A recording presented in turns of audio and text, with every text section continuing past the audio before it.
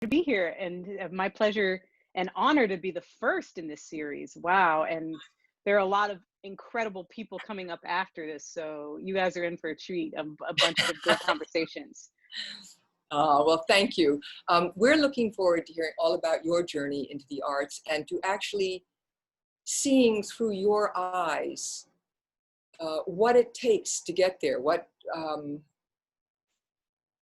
how you committed to all of this, and along the way, the times when you questioned it, and all of really the nitty gritty of getting there. So I know you had mentioned you wanted to start with your youth orchestra experience, and that sounds wonderful. Yay! So go Toyin, go. Okay, well, I'm from Washington, D.C., which has a tremendous amount of arts and culture happening, just like in New York. Of course, New York is the best, and New Jersey is also equally the best. So I live in Jersey now, so Oh, happy. Yeah, I'm happy to talk up Jersey.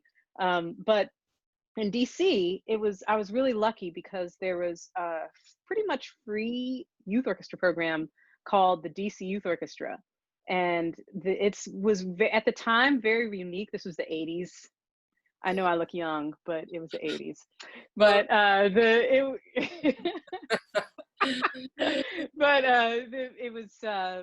it was I think at the time it was 60% African American, 10% Latino. So I was always surrounded by people who looked like me. And at the time, that was very unique. And we were playing at a very, very high level. And I don't know if the New York Youth Symphony and New Jersey Youth Symphony do this, but we were doing international tours. So when I was in the youth orchestra, we went to South Korea, and we went to the former Soviet Union while it was still the Soviet Union, a few years before everything, and before the Soviet Union disbanded. So it was really interesting being predominantly African American wow. youth orchestra walking around in the Soviet Union. We got some serious looks. I can But imagine. it was kind of fun though. I've always been, honestly, I think this is why I'm an oboist. Really, I'm the kind of person who likes breaking people's thoughts, like of what things should be.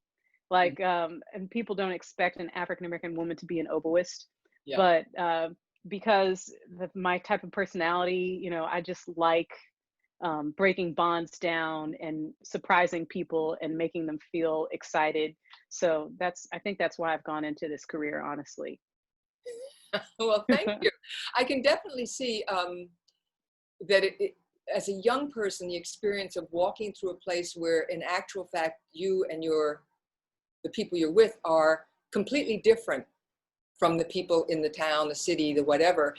And I do think, with the New York Youth Symphony, the travel element is amazing for young people. There's so much that happens because of that, how you learn to bond in a different way, to trust in a different way.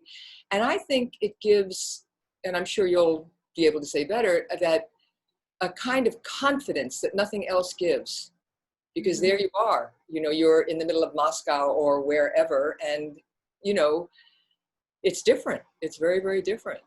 Well, I mean, it certainly wasn't all about being African American being the interesting part of there. But it was pretty cool to play Mahler and play it really well in the Soviet Union and blow people's brains. Yep. And then lots of heads blowing in the Soviet Union. But also, what you're saying is absolutely right. I still keep in contact with my high school friends from that time period. There was a definite bond that honestly it was so good for me because I hated my high school. I went to a Catholic all girls high school, and I wasn't Catholic. I was a girl, but I wasn't rich. Yeah. And I felt out of place in the way that the youth orchestra system that I was a part of really helped me out. And also, I don't know about people in the New York Youth Symphony, but I was doing several different youth orchestras at the same time. Yeah, I don't know if that's possible when you're part of New York Youth Symphony or New Jersey Symphony. But yeah, I was doing there was the Levine School of Music, which is also an incredible educational thing that at the time was just one school, but is now a bunch of satellite schools around DC. But anyway, I was lucky enough to have a whole cohort of things to work with. And also, I got free music, free private lessons through the Kennedy Center's, it was called the National Symphony Orchestra's Youth Right. Fellowship Program. Yeah. And so through that, I got free lessons from a member of the National Symphony Orchestra.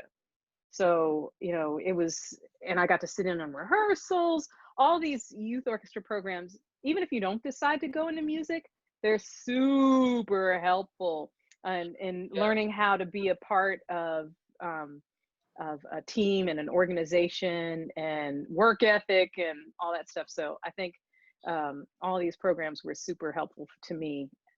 Well, I think it's critical for people to realize that talent is absolutely important. I mean, there's no question. How we encourage and help young people to channel that talent and the kind of discipline it takes, because even the best musician may choose not to be a musician, but the training goes into everything else they do. I mean, if they want to be, rocket scientists, neurosurgeons, it's there. And I think that that's a very important thing to realize, that not everybody can be a musician, not from lack of talent, but that kind of discipline. And also, and I'm sure you'll speak to this, what you have to give up to be a professional musician, because, it's not the regular teenager's life and going to this and going to that.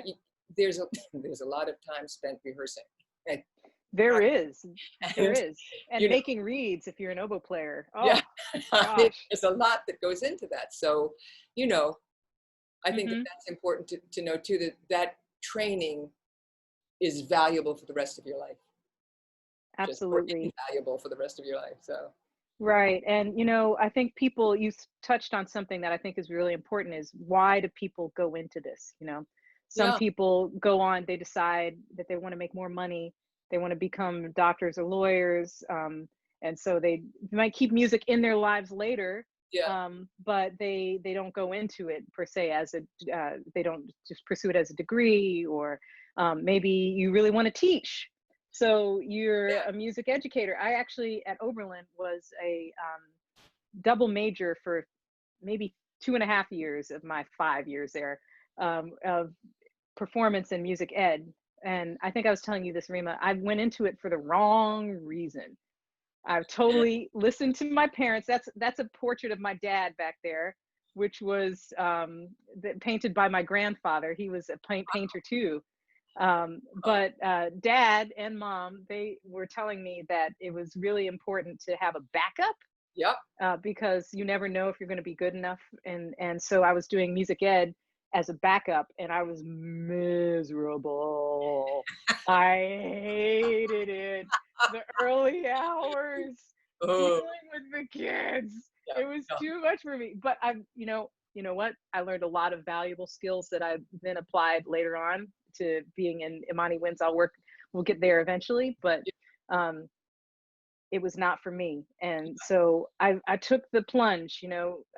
Before we started this official talk, we were talking about taking the plunge, like diving off the cliff and going. When I was a sophomore at Oberlin, my oboe teacher said to me, Toyin, this music ed stuff, it's taking a lot of your time away from practicing and making reeds. So do you want to be an educator? If so, go do that. If you don't, then let's get into it now. Let's buckle down. Yeah, let's focus and get into it. So yeah. And one last thing about why people go into music, which I think is really important to the whole idea of inclusion, is it's a very when you're an oboist or a violinist, it's a very elitist kind of lifestyle. I mean, there's this whole thing that could be conceived as being a part of the canon, and you have to play Mozart and Beethoven and Brahms. God bless them all. I love them so much. Bach is my mwah. That's Bach. But it feels like it might not be for you because you might not see a lot of people who look like you, or you might not feel like the people who go there are putting on airs or something. I've heard that too. There's this idea of inclusion as it being just about race or maybe even sexuality or something, but it really has to do with making everybody feel at home. I think all organizations like the youth symphonies that you guys are a part of, I think it's important for you to feel like you are at home when you're in that organization. And I think the same applies to college too. You have to feel like you're at home in that institution. It's their job to make it happen. But it's I think in some ways that does happen, and I know the New York Youth Symphony and the New Jersey Youth Symphony are very homey, but we could always do better, right? Always, always. But I think that that's an important thing that you're touching on. There's a safety. I think every one of us does better when our self-esteem is high, when we're taking care of ourselves and we feel safe. We should be able to feel safe talking about something that's going right or something that's going wrong or something that we don't understand. And it doesn't necessarily happen as much as it should. And I know that certainly in the New York Youth Symphony, that's a huge concern. And it's something that is very paramount, that we take good care to make a safe platform, a safe environment, someplace where people can thrive. And you don't have to be a cookie cutter. You know, a lot is expected of you, but not imposed in a certain way. So I think that that's a very good point. And I think also not looking like anybody else is an issue. I think it's very hard to come out of your own neighborhood and go someplace else because suddenly you don't look like anyone else. And so, you know, those are things that when I was saying that there may be even unconscious biases or it's hard to overcome. And so it takes a lot of courage to take your instrument, which is also your artistry, never mind your reeds and your oboe, but take your instrument and put it out there in a vulnerable place. So, you know, I 100% agree. Yeah. So, yeah. I've been lucky enough that I've had a career where I have 110% support from my fellow bandmates. So at this point, I have this beautiful brown bubble floating through space, and we make wonderful music together, and we support each other in what you're saying, like stepping out and laying yourself out there musically. And I think that's the key to, we'll talk more about this later, but I think that's one of the keys to making a successful chamber music ensemble is that trust of your fellow musicians.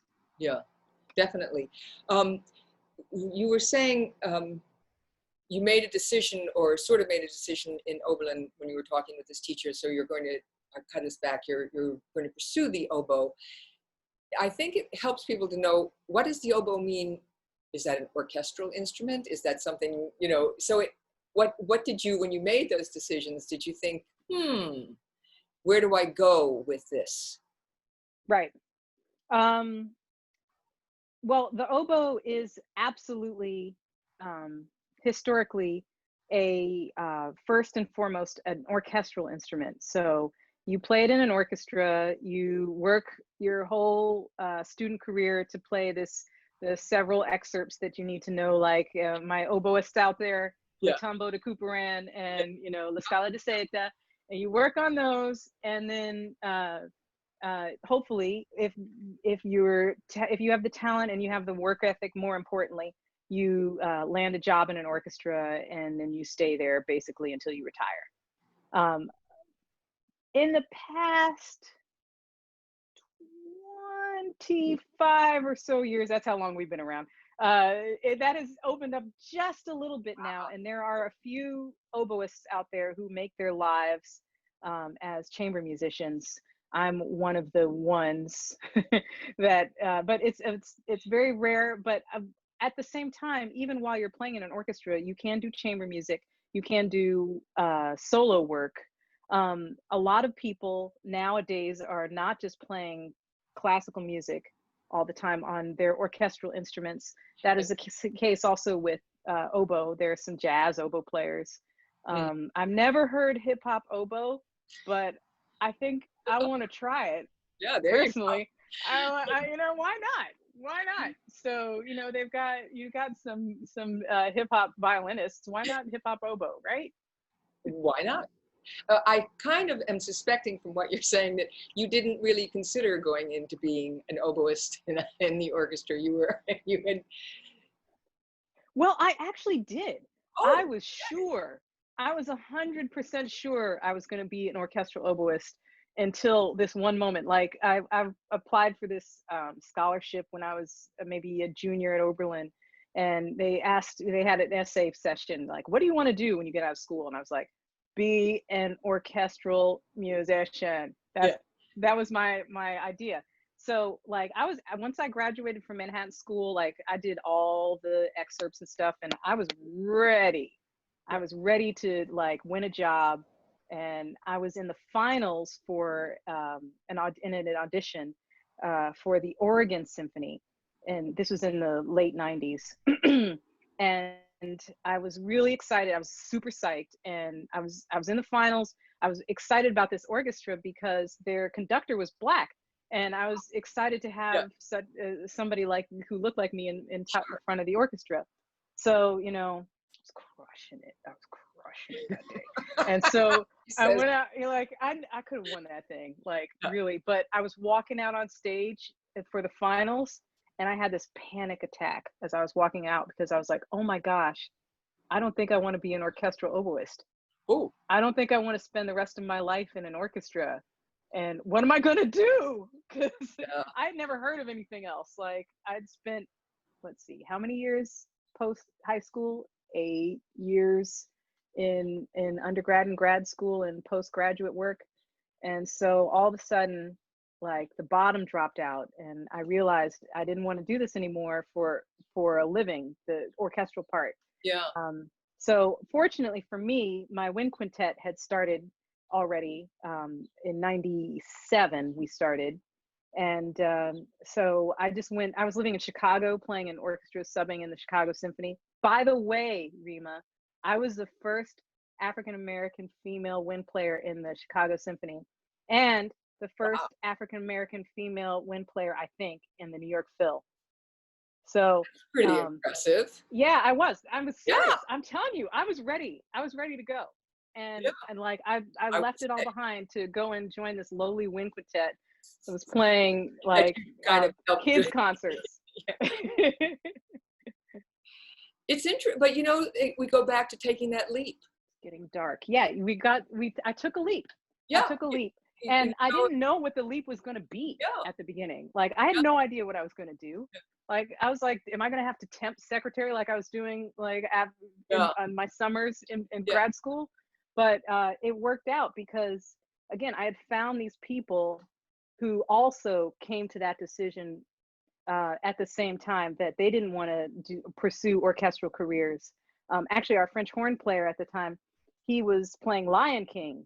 He was doing a Broadway career. He was one of the original horn players for Lion King, and he came to the same conclusion. yeah, He's like, yeah, "This is a cushy check, but I yeah. don't want to do this I like. for a living. You know, Yeah, Hakuna Matata every day for the rest of your life. It's yeah, not necessarily what you want to do." So, yeah, yeah. that is interesting.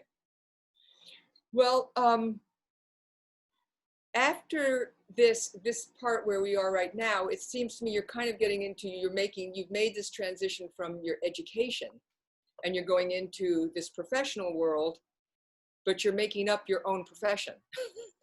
I mean, it's like, you know, well, you know, for especially for younger people who are listening, it's very interesting to know there isn't a linear path. There isn't a blueprint that this is the only way to do it, because you have this clearly amazing education. We don't have to worry that you don't have enough talent and you're making a huge success of it, but you're making a choice to pursue something else. And I think that's a very important transition in artistry, is making choices about what one is going to do, including your French horn player. It's not that there's a right or wrong, but there is, if that choice comes up and you make a choice, then you're captaining your own ship, but also being complacent. You're captaining, you know, you're kind of just not doing anything. But it's interesting because it seems like after all of this, that's the transition was really your professional is you decided to leap off that deep end.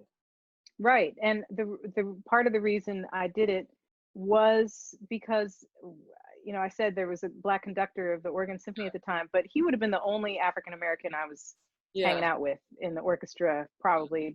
I think there's been a couple since then, since 98 when I took that audition. I think there have been like 3 other Black people in that orchestra, if that. And that's a long time, but that's another talk. But also, I would not be in charge in an orchestra. I'm sorry, I'm talking to some youth symphonies, but you know what I mean. You don't have control over what you're playing necessarily when you're in an orchestra. I mean, you might be on an artistic committee maybe for what you're doing, but you don't know who you're going to play for, and you don't have any control over who you're going to play for. Yeah. And I was in an orchestra. I realized I would be playing for the same type of people over and over. You know, over and over again. And I like the idea of, I mean, I didn't know what I was going to do. I mean, I might sound like I knew what was going to happen back then, but I had no idea. I just realized that wasn't for me at that time. But you know, orchestra is amazing, and I love the camaraderie of having the brass at your back, and you know, the sea of strings in front of you. I love that. But I just realized it wasn't for me. And it's easier when you're in orchestra in some ways too, because things are done for you. So it was so bad. I sounded so bad in the finals of that audition. It was so bad. It was terrible. Well, you know, I think sometimes we don't always judge ourselves all that way. You might have been feeling a lot worse than you sounded, but I also... Well, I didn't get it, so... Well, so, okay, you shot yourself in the foot. But, you know, there's something, too, in what you're saying, is that sometimes it's not the moment to be the only person. Sometimes that gets very lonesome, being the one person someplace and the one person the other. And it's not that, again, it's not a right or wrong. For some people, that can work. But I think along the lines, I always remember a lot of times dancers don't have a voice because they dance. Nobody says, how do you feel about this step? They're dancing. And it's really an exciting moment when you realize you have a voice. And I think that has definitely evolved in this day and age, that dancers are much more to be reckoned with. I mean, these are intelligent, talented artists. And why are you telling them they're not to be bossed around? But learning to find a voice, and with an instrument or with your body, the voices won't be the same. I think something that's really important is not to be dictatorial. It's not that this is the only way. An orchestra can be a wonderful place, and you are realizing that it wasn't the wonderful place for you opened other doors. And that's something that, especially for young people, you've got to remember that doors open. And sometimes you have to shove them open, and that works too. And sometimes you have to slam them shut. So.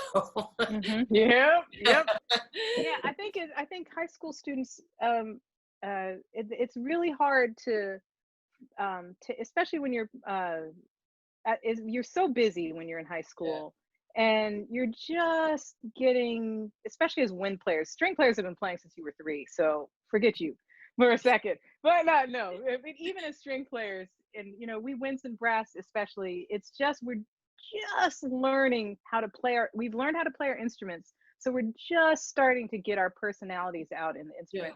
But it doesn't have to be like, you don't have to wait for something to happen. Even if you just started learning a piece, I think it's really important to put as much of your whole self into it in that moment as possible, because it doesn't just, you can't just kind of wompa wompa womp wah your way through something and expect that later you're going to get the inspiration. You've got to find that inspiration right from the first second you pick up a new piece or you're learning something new.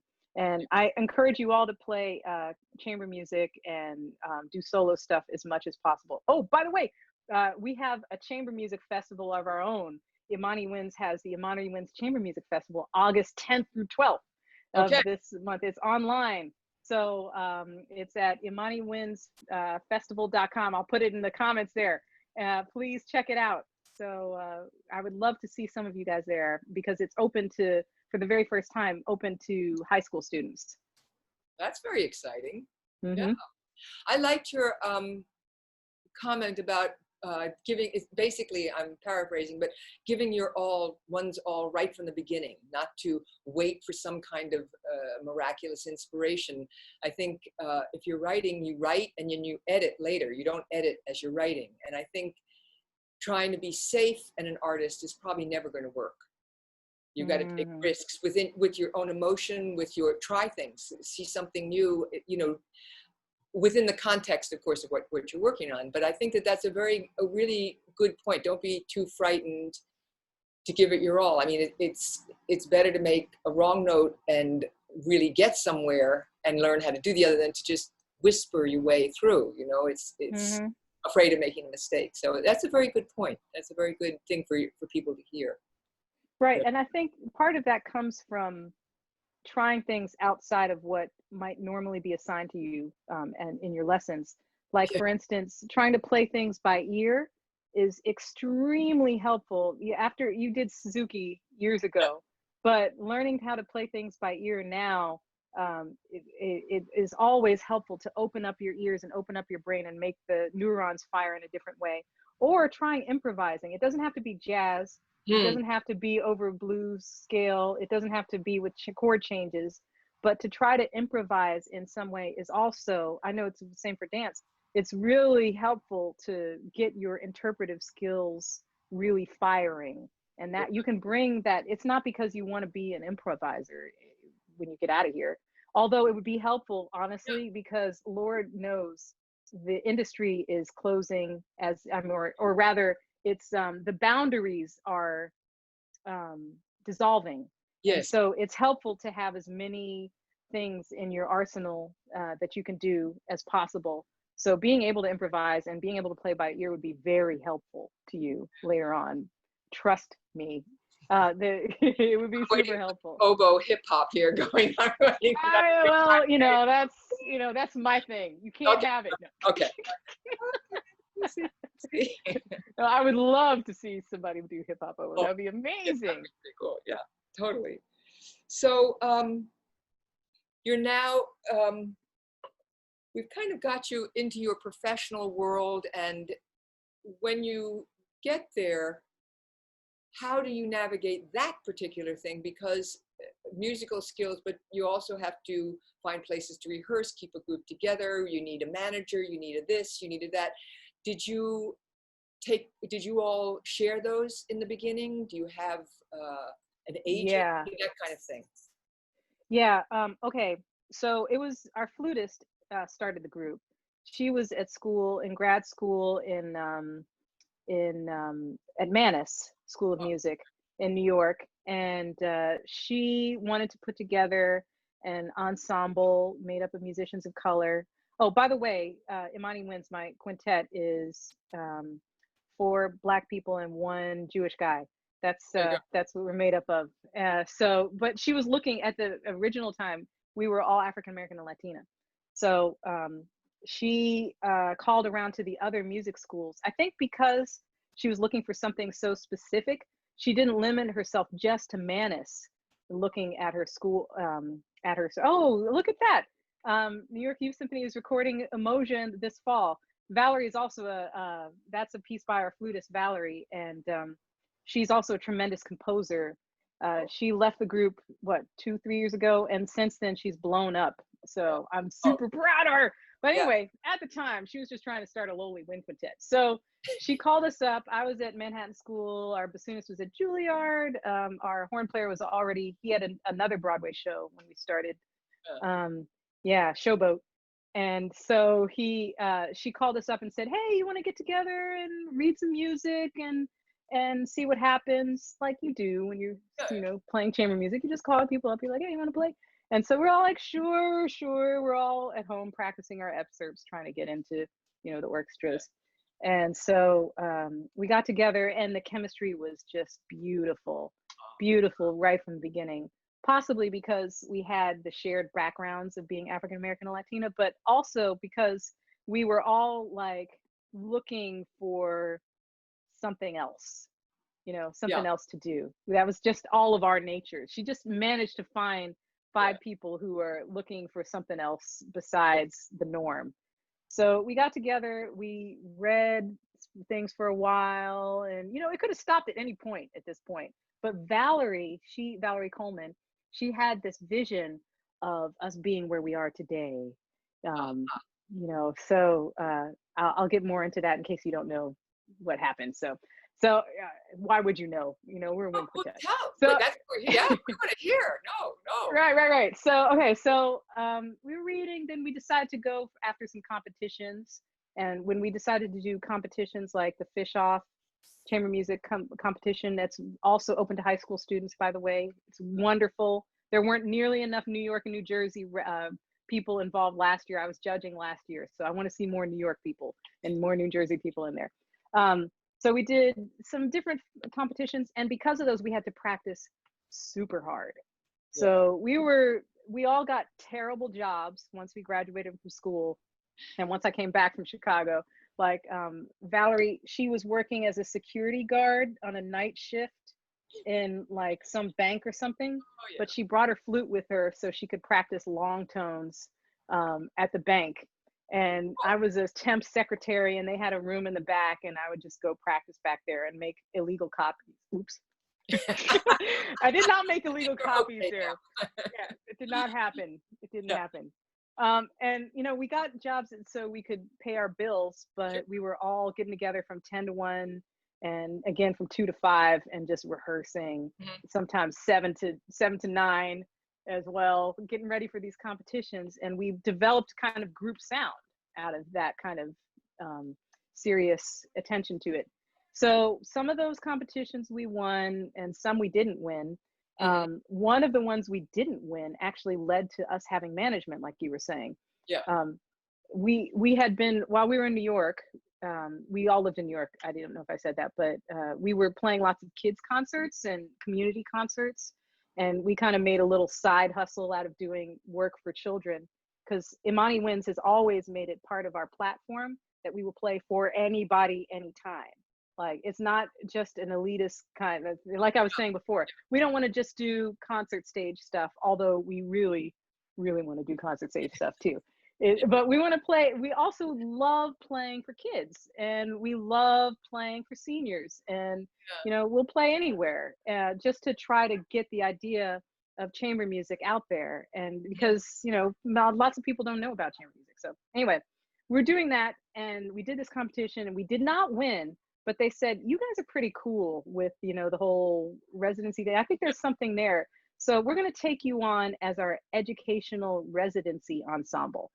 And what that meant was we would go to a place like South Bend, Indiana, and we'd go and play a bunch of children's concerts, library concerts.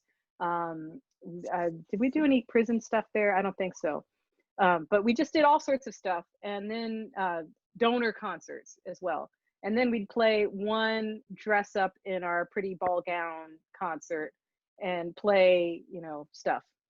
And we also started commissioning different works, a lot of times by our friends who might not necessarily be classical musicians.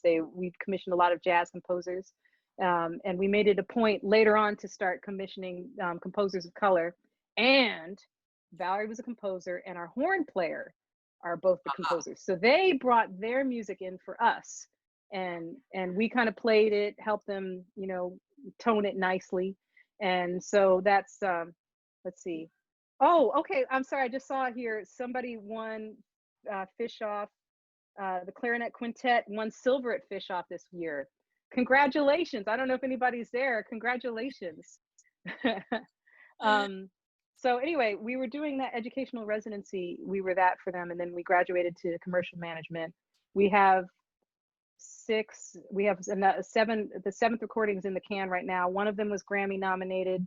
Ooh, we're the only we're the longest running full-time wind quintet that has ever been in the history of wind quintets. Congratulations. And yeah, we're one of the busiest ensembles in the country at this point. And I think it's due to all that stuff I was talking about earlier, having an education platform, playing for everyone, playing new music, commissioning new music, works by composers of color, playing the traditional wind quintet music as well, and playing that well. and just trying to play the heck out of our instruments while we're doing all that stuff. Wow, that's very, it's very it's very interesting to hear how the at a moment in time everyone takes a leap, and then there's a way of, you have to pull it together. I mean, you can't just flail around, but to have now proper management in the sense of you only have to be dealing with your music again, it shows that oh no, that's not the case, Rima. no. No. Okay, let's hear. Yeah. Yeah, I forgot to actually answer your question, which was how do we divvy out the, I'm sorry, Rima. There we go. So yes, we do have management. They talk to presenters. Yes. And presenters being the people who are in charge of booking concerts at different venues. Like it could be the Kennedy Center, or it could be the Detroit Chamber Music Society, or it could be like the Long Island Ladies Youth Auxiliary, or whatever it is. They talk to these different people, they book our concerts for us, but then we are responsible for booking our plane tickets, arranging a lot. We work with our management to put the schedule together, the repertoire we choose ourselves, of course, and the music part, but we are the ones who are we're running the ship. It's not the management who does everything for you. You don't just sit back and let it all happen. Which is in fact, why I spend far more time doing that stuff than I do actually playing oboe. And our bassoonist is our main, she's kind of our executive director, and I'm the development director. I'm the one who raises the money for the ensemble. Well, that's also interesting to know. I think it's also interesting that it takes lots of different skills to keep something. It's, again, we go back to, it's not just talent or being willing to do something. It takes a lot to keep the ship afloat. And you have to be willing to learn other skills and to be open to them. So it's 100% a business. We're running a business here. And the more successful you get, the more stuff you have to do. Like we, this might be, you might not find this interesting. I'll just do it with high school kids. But there's different ways you can run a business. You can be a for-profit thing or a not-for-profit thing. For-profit means you have income coming in and you just pay it out and buy things. You buy your tickets, you pay each other, and you're done. Not-for-profit is you have to, there's a certain set of rules you have to do, but it means you're able to accept donations from things. There's no reason a high schooler can't start a not-for-profit thing with the right mission, but we're operating as a for-profit thing for a long time. All we were doing for 21 years that we've been together, we've been playing concerts, paying ourselves, taking care of business, and that's it. But in the past couple of years, we started a foundation, the Imani Winds Foundation. I know, an original name. And we're starting to do things where we put our festival, the Chamber Music Festival, under there. And we're trying to get things for people like you guys, where we can help you out a little more, and not make Imani Winds so much about just the 5 of us, and make it a little more inclusive of people who need help to make thinking about their careers. I don't know how far along, and I don't know everything that you want to touch on, but there was something that definitely I loved when we were talking was, I don't know if we're there yet, but what I would have liked to have known in high school. Yes. Yes. Yes. And you don't have to tell us everything. No. Okay. First and foremost, most of what I would say musically has been said to you by your teachers. If you're in these orchestras, then you know lots of things, but I will reiterate things just so your teacher can thank me later. They're going to pay me a little side thing later. Use your tuner all the time, and use your metronome all the time when you're practicing. Okay, just do it. Record yourself a lot, because you can probably, your ear can tell you a lot more than you think it could. When you get to college, this is just a money thing, but it's probably the most important college advice I can give somebody. Take out as few loans as possible. The schools kind of sometimes, not every school now, and not every officer, but they try to push a whole bunch of loans on you so you can live comfortably. Don't live comfortably. If you, I mean, you got to work, take out as few loans as possible. If you don't have, if you're rich, don't worry about it. You know, you'll be, but even still, don't take out loans. I think it's important. This starts in high school too. Like, if I could say one important social thing that it's important to keep in mind is, you you're now in high school, and this starts now. You're building relationships, right? And it's very important in high school and later to always keep the relationships that you surround yourself positive and good. Mm. It's important for you to be honest with yourself, even in high school, maybe especially in high school, with why you're with somebody, like why you're making chamber music, or why you're, you know, in a relationship of any kind, like any friend you have. If you're with them because they make you feel a certain stature, or something that isn't really false, is false, then get them out of your lives. You don't need to be with those people. If you're playing music with somebody because they're really good, but you don't feel comfortable in that situation, like they don't make you feel good, the vibe is bad, you know, like Kendrick Lamar said, "Don't kill my vibe."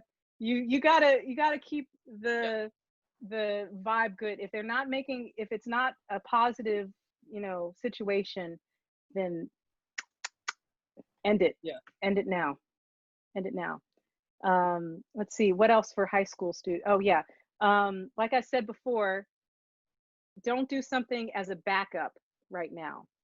You can graduate with a music degree. I know lots of people who graduated with music degrees who are now doing finance, and who Yeah. went on Sure. after undergraduate to do medicine or something else, because you'll be fine. If you want to try to make it in music, just go ahead and you'll be fine. Do it. But you've got to commit. You've got to commit to it. Otherwise, you'll be wasting your time, and it's very expensive to go to school these days. So, you know, make sure you really want to do it, not just because you're really good at it. You know, some people are really talented and can do it just easily, but they don't really like it that much. That's unfortunately what I found out, you know, when I was auditioning for that orchestra. It was like, oh yeah, I'm really good at this. I could do this. And then I realized it wasn't what I wanted to do. And I had wasted all that time when I could have been trying to play in jazz band or something, you know? So, um, yeah, I think I'll leave it at that for now. Well, you know, in a way, I don't see that really. Honestly, it's not a waste. It takes time to get anywhere. Nobody's born running. You know, it takes us time to get anywhere, and it's a very it's very useful to not to fail, but to not, you know, you think you want these things. And I think also for people who are so talented like yourself, and the young people in our in the New York Youth Symphony, New Jersey, all of these people, there are a lot of expectations. You know, they're young and their parents have expectations, their teachers, and it feels really good when you're making everyone you care about feel good. And it takes a while to realize the only person you really have to be true to is yourself. No matter how much you love them, you can't be your daddy's hope, your teacher's, you know, it's not to be ungrateful, but that eventually we may find that we have to fulfill our own dreams, when we have to allow ourselves to do that. And that sounds very much like what you're saying, that, you know, do it, but do it for yourself. And if it's not what you want, it's not wrong. You haven't wasted time. It's just, oh, I'm gonna take a little curve here. I'm gonna turn down another street. It'll be useful. And I have to say, honestly, when you get to my age, it's very useful to have done lots of things and made lots of mistakes, because life still looks sweet and fun. And, you know, I may limp a little bit more on the marches, but, you know, it's really, you're still there. And everything I ever did is what makes this person. And that's what you're sharing with us, so. that's what makes, it also makes for your excellence in music, not just your talent, but all the other things you've learned and you've tempted. And if you're know? open, like if you're open to things, and you feel like you might like be like me and just be so sure you know what you want to do, Sure. so sure, and you start to open, like you're living your life, and as long as you listen to yourself and be ready to maybe take a massive left turn or a U-turn.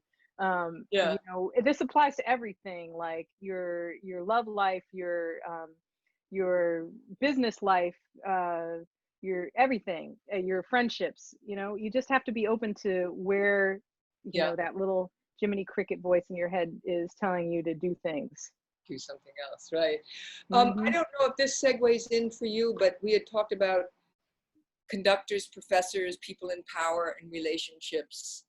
Is that Right. more in a professional life, or is that what you begin to have to deal with school-wise once you get out into the world? Right, right. Yeah, uh, Rima and I had a nice conversation before we saw you guys. It was Yeah. lovely. I wish you could have all been there. But we were talking about what we wanted to talk about, and I had mentioned that I wanted to talk about people in power and how you guys in high school have to deal with the people in power. They might be conductors, it might be heads of schools, it might be whoever it is. And I just wanted to, it's not a large topic. I won't expound like I've expounded quite too much on other things, but I want to just say to you guys that you have more power than you think you do, and that you have the power to say to the people who are in charge what you think of of what's going on. Maybe you have a chamber music coach who is you who won't let you play, not at New York Youth Symphony or New Jersey Youth Symphony. Yeah. I'm talking elsewhere because they're awesome. But they might not want you to play women composers music. And you're like, no, no, I really, really want to do this. Can I do it? And if they say no, then you do it on your own. You go ahead and do it on your own because you have more power, like I said, than you think you do. I think what you have that is a tremendous asset.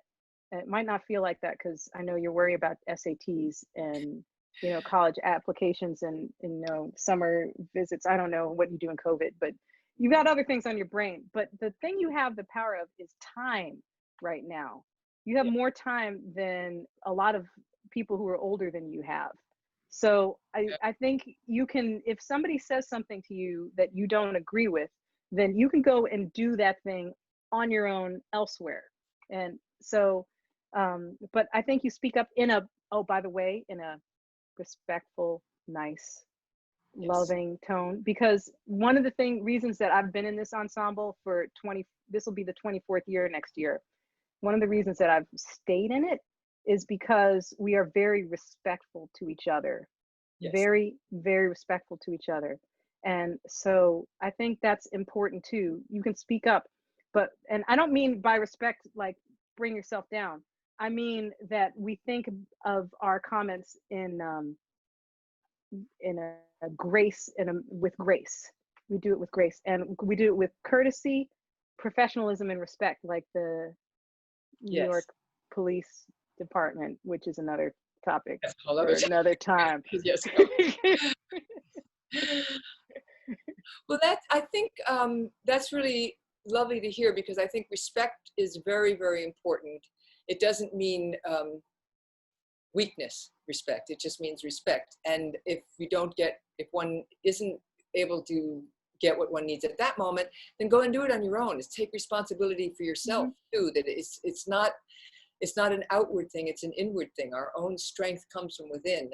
And that I think is very clear in 24 years together and keeping respectful and courteous and making wonderful music and wonderful choices. And that's taking responsibility for yourself. So I think that is good. And I think it's very important for young people to know that they have years, they have a lot of time, and that they want to really start using it well and not let themselves get vectored. Right, absolutely. We have a couple of questions Yes. in the thing here. I'm going to ask for a little clarity from the person who asked. We received asking if you think it is wiser to branch out to be safe or commit to a field of music. I'm not quite sure what you mean by that. Do you mean would it? And maybe you can ask Shauna again. Are you saying? I'm not sure exactly what that question means. Are you saying should you be safe, or should you go ahead and go for a career in music? I'll answer that. The answer is, if you want to try, I think you should try to go for it. Yeah. If that's what the question is. But the way to be safe in going for it is by using your metronome, playing with your tuner, recording yourself, practicing all the hours, and using no excuses, but practice as much as humanly possible right now. Please do that now. Let's see what else we have here. How did I choose the oboe as my instrument? Oh, Lord. I'll tell you exactly what it was, all right? In the DC Youth Orchestra, I was 11. My daughter's 11 now.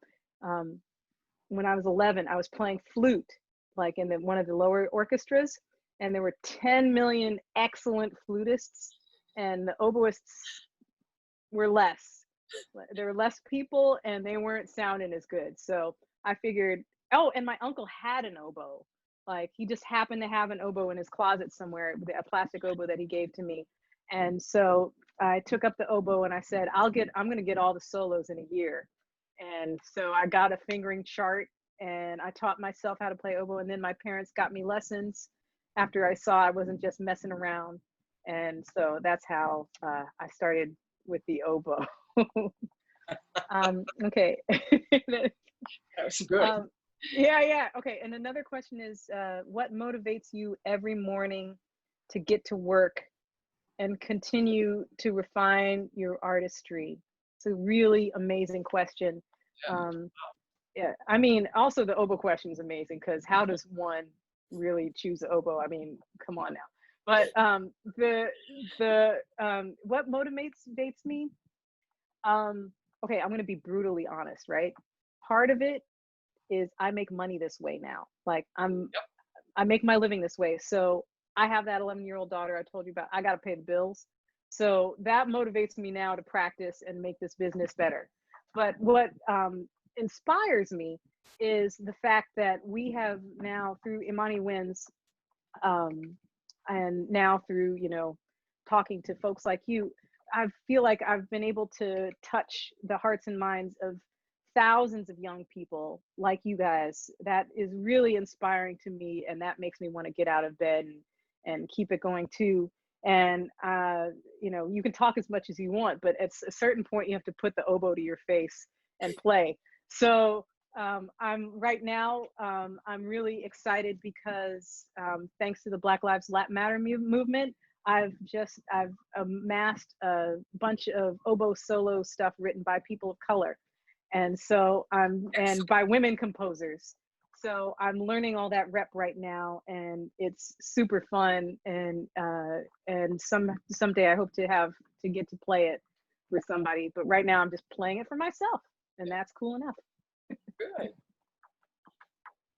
I would say that within that question, there was something you had said earlier. You didn't really want to go into arts education, but in actual fact, you really do educate with your art. I mean, I really am. Yeah. I'm an arts educator now, and I love it. Yeah. I love it. It's great. This is actually the way, the best way I could have done it. So, and all the stuff I learned in my music ed classes, for sure applies, except for maybe how to write a marching band plot. That doesn't help at all. But sometimes I have to write stage plots. So maybe, I don't know. I'm stretching there, but it's all good there. Are there any? Oh, it's 7:57 already. Good grief. Are there any other questions? Maybe not. No. Okay. Yeah. Go ahead, Rima. Well, if we're going to wrap it up, I would just like to just say how wonderful it's been to spend this time with you, to hear this. It's very, very generous to have shared all of this with us. And I think it really did, as we said in the beginning, an insight, and to really listen to somebody and learn so much. And I think it's just incredibly generous of you. And I know I speak for all of us that just thank you so, so much for being here. It's been a joy. And I would My also like to pleasure. thank you for making the beautiful, glorious music you make. I'm so happy that you're out there doing that and we get to listen to it. So thank you very much. Thank you. Thank you, Rima, for being such a generous conversationalist. I appreciate that. Well, I've enjoyed myself. So, and I would just like to, on all of our behalf, thank all of the viewers, everybody who's on. Thank you so much for choosing to spend this evening with us and at our very first The Artist Stories of series. And just for all of you, good night, come again, and be safe, everybody. It's been fun. It has been fun. And I'm waiting for Shauna to tell us what to do.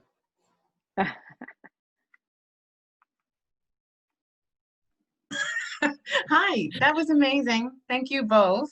And I will just say thank you to everybody who tuned in. I hope you'll come back again next week.